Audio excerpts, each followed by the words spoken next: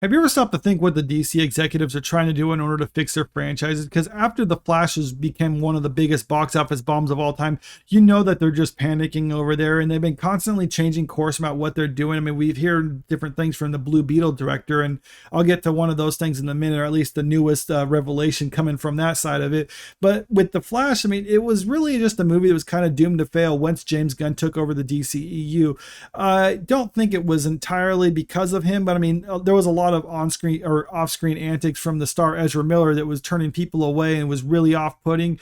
But I mean, putting that aside, I mean, a lot of the problems though are just the fact that people weren't sure whether there was a future with the Flash in the DCEU, because it was all built off of everything joining together. I mean, and when James Gunn took over and basically saying he's rebooting everything, well, then people were like, well, then why am I going to go see this one-off movie when there's other stuff out there? We have seen the director of Aquaman come out and say like, well, the first Aquaman was a one-off movie and people like that, so maybe they'll like this one too. But he's totally going to be in the future of the DCEU.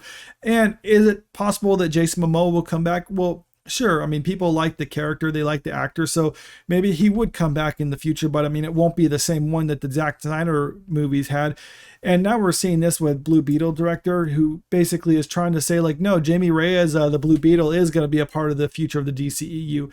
Now, this does and does not contradict previous statements by James Gunn, because James Gunn did say that his movies are, his universe is starting with his Superman movie, but he also did say if there's just because it was a character that was in the DCEU prior to that doesn't mean that they're not going to bring him in, which is another way of saying if the movie does good and makes money and people like the character, then we'll continue using them, even if their movie is kind of non-canon or whatever.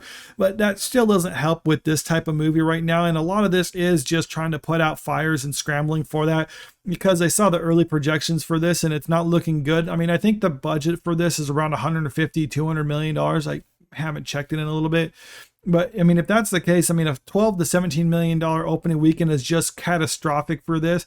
I mean, even if it hit the $55 million for the domestic total, that's pretty abysmal. I mean, this movie probably needs to make $500 million in order to be considered a success. And I mean, even $55 million on a high note just domestically is terrible. I mean, I know they're still the overseas audience that they consider, but I mean, I don't think it's going to be that good, even though they're trying to pander to overseas audiences, or at least the Latino demographic with this type of movie. So maybe it will work, maybe it won't, but either way, they have to be scared. And I think that's why they're trying to backpedal on this. I mean, we've already seen other backpedaling from the director after he attacked a bunch of fans for criticizing the line they had in the trailer here. Actually, I got that pulled up right here. So this is the line they had at the end of the first trailer. I think everyone knows it, but just for clarity's sakes, I'm just going to play it now. Whoa, it's like Batman stuff. Batman's a fascist. I just want to rap. Yeah, so Batman's a fascist. Yeah, just attacked the most popular character in the DCEU. So it really isn't really endearing themselves to audiences, and that's probably why they're so afraid about the box office. I actually did another video about the box office of Blue Beetle. I'll leave a link to it in the description of this video. But yeah, going back to the main story of this, a lot of this was just an issue of the fact that they had that shakeup because of the whole James Gunn taking over.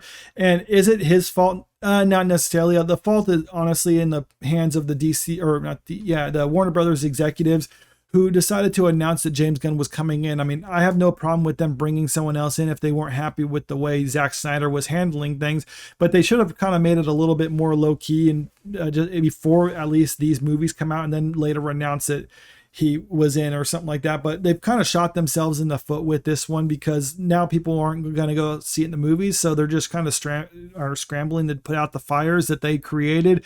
And ultimately, I think it's going to hurt them before they even get the main DCEU, or at least the new one, started. But let me know what you think about all this in the comments, and if you like this video, make sure you click the like button and share the video. If you want to see more, subscribe to my channel. Thank you.